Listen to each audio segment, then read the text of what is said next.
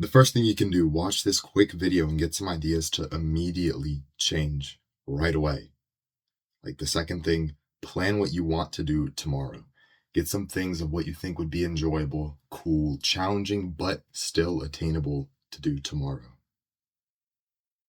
And also, number three, do something that takes less than 5 minutes to do, whether it's starting the laundry, sorting some clothes, planning out what you want to do tomorrow. Think of something and do it.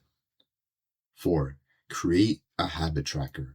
Basically, write some habits that you want to do. I do this for working out, so like different exercises. And then for every day, put a check if you do it and leave it blank if you don't. So as the days go by, you can see how often you actually did that habit and it'll hold you accountable to try and do it more. Five, do a hobby. Literally anything else you enjoy doing. Try some new things. Spend some more time getting really good at some type of hobbies, because that's when it starts to be more impressive and cool and interesting.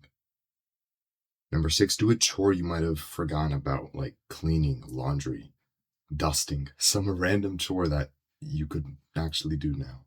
Number seven, go outside. Not even just outside, but outside your comfort zone. Outside the box of what you think is possible. So eight, give yourself time to think.